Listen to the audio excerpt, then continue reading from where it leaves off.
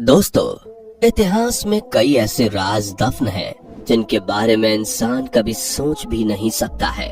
Instagram पर reel देखकर आज इंसान अपना मन बहला लेता है तो उसे लगता है कि मनोरंजन का बस यही साधन है। लेकिन क्या आपको पता है कि पुराने जमाने में भी कई समुदायों के लोग मनोरंजन करते थे और ऐसा करते थे कि मनोरंजन के चलते ही उन समुदायों के ताकतवर लोग अपने मनोरंजन के लिए कई शादियां कर लेते थे। पुराने जमाने में कई विशेष समुदाय थे जिनमें मर्दों के द्वारा कई शादियों का चलन था। लेकिन उन्हीं समुदायों के बारे में अगर हम कई 100 साल पहले की बात करें तो उन्हीं समुदायों में पहले मर्दों की तुलना में महिलाएं ज्यादा ताकतवर हुआ करती थीं। लेकिन ऐसा भारत के बाहर होता था क्योंकि भारत में तो महिलाएं पहले से ही ताकतवर थीं। दरअसल दोस्तों, आज जिस महिला के बारे में हम बात करने वाले हैं वो एक ऐसी ताकतवर महिला थी जिसने अपनी ताकत के आगे किसी मर्द को टिकने नहीं दिया और उसका दिल जिस भी मर्द पर आया उससे वो मजे लेकर उसे ऐसे छोड़ देती थी जैसे कि मर्द कोई खेलने की चीज हो। जी हाँ दोस्तों, हम बात कर रहे हैं हफ्सा सुल्तान के बारे में जिसे ऑटोमन एम्पायर की सबसे ताकतवर सुल्तानों में से एक गिना जाता है। तो चलिए शुरू करते हैं। दोस्तों, ये बात है 13वीं शताब्दी की, जब ओटोमन एम्पायर की सल्तनत पर सलीम प्रथम का अधिकार था। सलीम वैसे तो एक निष्पक्ष राज करने वाला राजा था, लेकिन ऊंट का मांस और टर्की की शराब उसकी सबसे बड़ी कमजोरी थी और ज्यादा शराब का सेवन करने की वजह से वो धीरे धीरे कमजोर होने लगा था। लेकिन इसी बीच उसने हफ्सा नाम की लड़की से निकाह किया। इस निकाह को करने के बाद सलीम की जिंदगी में मानो सारी खुशियां आ गई क्योंकि हफ्सा देखने में किसी परी जैसी थी। बता दी कि तुर्की के कई बड़े मुस्लिम इतिहासकारों ने हफ्सा की तुलना जन्नत की हूरों से भी की थी। उनका कहना था कि हफ्सा जैसी खूबसूरत बीवी पाने के बाद सलीम का जीवन सफल हो गया था। सलीम और हफ्सा के निकाह के बाद सलीम ने हफ्सा को करीब 2 महीनों तक अपने कमरे से बाहर नहीं निकलने दिया था और न ही खुद वो बाहर आता था। हफ्सा की खूबसूरती का खुमार उसके तन बदन से निकल ही नहीं रहा था। महल में उपस्थित सभी बड़े मंत्री भी हफ्सा की एक झलक पाने को बेचैन हो गए थे। वैसे तो हफ्सा के माँ बाप के बारे में कुछ खास खबर नहीं है, लेकिन कई बड़े इतिहासकार बताते हैं कि हफ्सा एक गुलाम मूल की थी जो कि किसी तरह एक अंग्रेज के हाथ लग गई थी। और जब वो अंग्रेज हफ्सा को अपने साथ लेकर जा रहा था तो कुछ तुर्की लोगों ने हफ्सा को देखा और उसे मजे लेने के लिए अपने कब्जे में ले लिया और बाद में महल में पेश किया।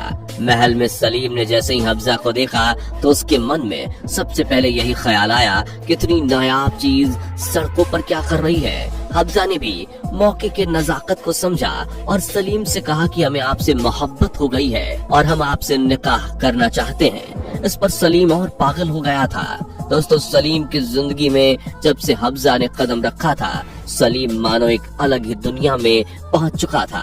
सलीम हफ्सा का इस कदर दीवाना हो चुका था कि अगर हफ्सा सलीम से कह दे कि हाथी उड़ सकता है तो सलीम ये कहता कि हाँ, हाथी उड़ लेता है। मैंने आज ही सुबह हाथी को उड़ते हुए भी देखा था।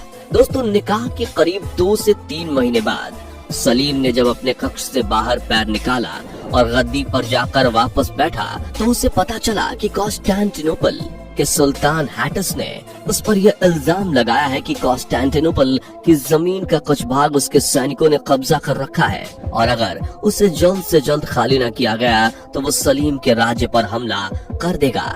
लेकिन सलीम इस बात को बिल्कुल हल्के में ले गया और उसने इस बात को बिल्कुल ही हवा में उड़ा दिया। इसके कुछ दिन बाद ही हैटस ने अपनी सेना का एक बड़ा भाग भेजकर सलीम के राज्य को चारों तरफ से घेर लिया। वैसे भी हैटस के पास पूरे तुर्की की सबसे बड़ी सेना थी। उसी समय हफ्सा अपनी कुछ दासियों के साथ बगीचे में धूप सेक रही थी। उसी दौरान कुछ सैनिकों की नजर हफ्सा पर पड़ी, लेकिन उनके लिए राजा का हुक्म ज्यादा बड़ा था। कुछ समय बाद ही एक समझौते के मुताबिक सैनिकों ने अपने कदम वापस लिए और वो वापस कॉन्स्टेंटिनोपल की तरफ निकल गए। कॉन्स्टेंटिनोपल जाकर कुछ सैनिकों ने हैटस से हफ्सा के बारे में बताया तो हैटस को हैरानी हुई कि उसके पास सब कुछ सलीम से ज्यादा है, तो ये खूबसूरती सलीम के पास क्या कर रही है। हैटस ने तुरंत सलीम को एक पत्र भिजवाया जिसमें उसने लिखवाया कि हम तुमसे दोस्ती के लिए हाथ बढ़ाते हैं और कॉन्स्टेंटिनोपल का जो भी हिस्सा चाहो वो तुम ले सकते हो। और आगे हैटस ने लिखा कि वो उससे मित्रता की भेंट उसके महल में करना चाहता है। जब ये बात सलीम ने हफ्जा को बताई तो वो अंदर ही अंदर सब कुछ समझ चुकी थी, क्योंकि वो सलीम से ज्यादा चालाक और समझदार थी। ये बातें सुनकर वो समझ गई थी कि हैटस कुछ और चाहता है, और इधर सलीम को पत्र पढ़कर ये लग रहा था कि हैटस उससे डर गया है और ये सब वो माफी के लिए लिख रहा है। खैर, अगला पत्र सलीम की तरफ से हैटस को गया, जिसमें लिखा गया था कि हम भी आपसे मित्रता करना चाहते हैं, और ऐसा लिखकर उसने हैटस को महल आने को कहा। हैटस बस सलीम के पत्र का ही इंतजार कर रहा था। हैटस ने तुरंत जाने की तैयारी करी और अपने साथ कुछ महंगे तोहफे लिए, जिनमें से कुछ नायाब तोहफे थे जो हफ्जा के लिए थे। हैटस हफ्जा को देखने के लिए बेताब था, इसलिए उसने तुरंत सेना तैयार की और अगले ही दिन तुर्की पहुंच गया। सलीम को पता चला तो उसने हैटस का स्वागत बड़े ही जोरों शोरों से करवाया। सलीम ने कुछ देर बाद जब हैटस का सबसे परिचय कराना शुरू किया तो सबका परिचय कराने के बाद उसने हफ्जा को आवाज लगाई। हफ्जा के साथ कई दासियां भी चली आ रही थीं। उस समय हैटस की नजरें हफ्जा के चेहरे से हट नहीं रही थी। हैटस ने अपनी जीवनी में यह बात लिखी है कि जब मैंने पहली बार हफ्जा को देखा तो मेरे मन में बस यही बात चल रही थी कि कोई इतना खूबसूरत कैसे हो सकता है। उसके शरीर का एक एक टुकड़ा मानो ऐसा लग रहा था जैसे वो कुर्बानी के लिए बना हो। हैटस ने कहा कि सबसे ज्यादा मुझे उसका सीना आकर्षित कर रहा था। उसका सीना ऐसा था मानो कि कपड़े फाड़कर अभी बाहर आ जाएगा। हैटस ने अपने साथ लेकर जाने वाले सारे कीमती तोहफे सलीम और हफ्जा को दे दिए। सलीम को ये लालच था कि हैटस ने कॉन्स्टेंटिनोपल में उसे जमीन के लिए वादा किया है, और उसने ऐसा ही किया। हैटस ने सलीम को कॉन्स्टेंटिनोपल में अपने महल के पास एक दूसरा महल जो कि उसके महल से थोड़ा छोटा था उसे दे दिया और कहा कि तुम अपनी बेगम के साथ वहां आओ और कुछ समय गुजारो। अब कॉन्स्टेंटिनोपल तुम्हारा ही है। और इतना कहकर कुछ समय बाद हैटस वहां से चला गया। हैटस के जाते ही सलीम को पता चला कि हफ्जा मां बनने वाली है। इसके बाद कुछ समय के लिए सलीम ने हफ्जा को कॉन्स्टेंटिनोपल के उस महल में भिजवा दिया और वो हैटस द्वारा बनवाए गए महल में रहने लगी। जैसे ही हैटस को ये पता चला उसने वहाँ आना जाना शुरू कर दिया, हफ्जा से बातचीत करना शुरू कर दिया। हफ्जा के दिमाग में ये बात चल रही थी कि अगर मैं सलीम के बच्चे को जन्म देने के बाद अगर हैटस से शादी कर लूं तो कॉन्स्टेंटिनोपल की राजगद्दी भी मेरे नाम हो जाएगी। थोड़े ही समय में हफ्जा ने सलीम के बच्चे को जन्म दिया और उसके बाद हैटस और हफ्जा में नजदीकियां बढ़ने लगी। और एक रात हैटस शाम को हफ्जा के महल में आया और वो पूरी रात वहीं रुका। इस बात की खबर हफ्जा के उस मंत्री को बखूबी थी जिसे सलीम ने हफ्जा की हिफाजत के लिए रखा था। मंत्री भी सुबह का इंतजार करने लगा और सुबह होते ही उसने हैटस को हफ्जा के कमरे से निकलते हुए देखा। मंत्री ने थोड़ा पास जाकर देखा तो हफ्जा के कमरे का दरवाजा खुला हुआ था और उसके अंदर की तरफ एक पतली झिल्ली वाला पर्दा चढ़ा हुआ था, जिससे गौर से देखने पर अंदर का दृश्य समझ में तो आ रहा था लेकिन थोड़ा धुंधला धुंधला। उस मंत्री ने पर्दा हटाने की हिम्मत की क्योंकि अंदर का दृश्य ही कुछ ऐसा था। असल में कक्ष के अंदर हफ्जा बिना कपड़ों के अभी तक बिस्तर पर सोई हुई थी। ये देखकर मंत्री के होश उड़ गए, लेकिन कुछ ही सेकंड्स में हफ्जा के हुस्न के आगे मंत्री का ईमान भी डगमगाया और उसके मन में लालच आ गया और उसको मालूम था कि हैटस अभी गया है और वो तुरंत नहीं आएगा और महल में कोई और नहीं है, दरबान है भी तो नीचे है। इसलिए उसने हिम्मत की और आगे बढ़ा। जैसे उसने कदम बढ़ाया हफ्जा उठ गई और उठते ही मंत्री को देखकर चौंक गई और बोली, तुम यहाँ क्या कर रहे हो? मंत्री चालाक था, उसने बिना घबराए हुए कहा, हैटस अभी तुम्हें इसी हालत में छोड़कर गया है, मैं वही देखने आया हूँ।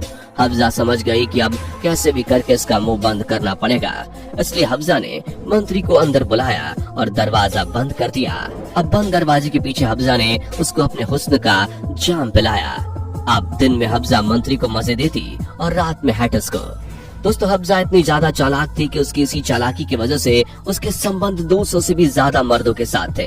दोस्तों, ऑटोमन एम्पायर के इतिहास में हफ्जा एक ऐसी पहली महिला थी जिसके 3 पति थे और बाद में उसने इस बात को सबके सामने कह दिया था कि अगर मर्द 3 बीवियां रख सकते हैं तो औरतें क्यों नहीं। और इसी वजह से कई बड़ी मुस्लिम शख्सियतों ने उसे एक साजिश के तहत मरवा दिया था। इन मुस्लिम शख्सियतों में हैटस और सुलेमान भी शामिल थे। उन्होंने ऐसा इसलिए किया क्योंकि उनके पास मौज मस्ती के लिए लड़कियों की कमी नहीं थी। लेकिन इस बात को हफ्जा समझ नहीं पाई और जब तक वो इस बात को समझती तब तक वो अल्लाह को प्यारी हो चुकी थी। हालांकि उसने अपना काम कर दिया था। उसने ऑटोमन की लड़कियों और औरतों के अंदर से डर को बिल्कुल खत्म कर दिया था। इन सब के अलावा दोस्तों हफ्जा वो पहली महिला थी जिसने 2 मर्दों के साथ एक ही समय में संबंध बनाए थे। सलीम, हैटस और सुलेमान से उसके कुल 11 बच्चे थे। बता दें सुलेमान वही मंत्री था जिसको बंद कमरे में हफ्जा ने अपने हुस्न का जाम पिलाया था। दोस्तों हफ्जा ने पूरे कॉन्स्टेंटिनोपल में महिलाओं को हर तरह की आजादी दे रखी थी, जिसकी वजह से पूरे कॉन्स्टेंटिनोपल का माहौल खराब हो गया था। ऑटोमन एम्पायर में ऐसा पहली बार हो रहा था कि लड़कियां और औरतें बीच सड़क पर ही अपनी हवस मिटाने लगी थी। उसने अपने राज्य में महिलाओं से कहा था कि तुम हर वो काम कर सकती हो जो पुरुष कर सकते हैं, और महिलाओं ने डर को छोड़कर ताकत को अपना हथियार बना लिया था।